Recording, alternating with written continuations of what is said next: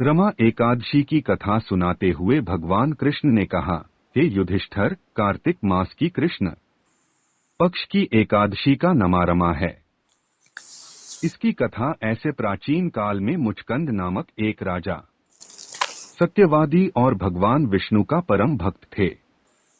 सत्यवादी राजा मुचकंद की एक पुत्री थी जिसका नाम चंद्रभागा था। चंद्रभागा का विवाह अन्य नगरी के राजा के पुत्र शोभन से हुआ था। राजा मुचकंद हर साल एकादशी का व्रत रखते थे। राजा के अलावा उनके राज्य के सभी लोग भी ये व्रत पूरे मन से रखते थे। चंद्रभागा के पति शोभन का शरीर काफी कमजोर था, लेकिन वो एकादशी व्रत में बहुत श्रद्धा रखता था। एक दिन शोभन ससुराल में था और एकादशी आ गई। मुचकंद राजा ने राज्य भर में ऐलान कर दिया कि आज प्रजा के सभी लोगों का उपवास होगा। उसने कहा कि हाथी, घोड़ा और ऊंट को भी अन्न नहीं देना। राजकुमार शोभन मुनादी सुनकर पत्नी के पास गया और कहा कि मैंने उपवास किया और तो निश्चय ही मृत्यु हो जाएगी। उसने कहा कि उपवास की शक्ति ना हो तो यहाँ से कहीं और चले जाइए।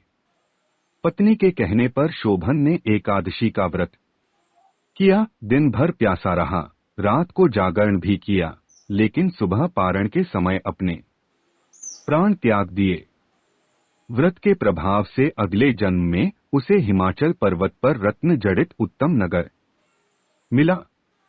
लेकिन राजा ने पति की मृत्यु के बाद चंद्रभागा अपने पिता के राजमहल में वापस आ जाती है और वहां रहकर खुद को पूजा पाठ में लीन कर लेती है। एक दिन मुचकंद राजा के नगर का एक साधु वहीं पहुंच जहां चंद्रभागा का पति राज्य करता था। साधु ने उससे पूछा कि इतना पुण्य कैसे मिला। इस पर शोभन ने सभी कहानी बताई। शोभन ने साधु से कहा कि यह राज्य अभी अध्रुव है और इसे ध्रुव करने की शक्ति मेरी पत्नी में है।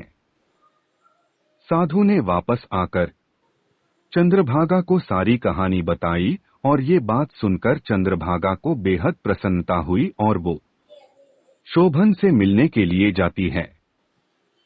चंद्रभागा शोभन को सारी बात बताती है, जिसके बाद दोनों साथ में खुशी खुशी रहने लगते हैं।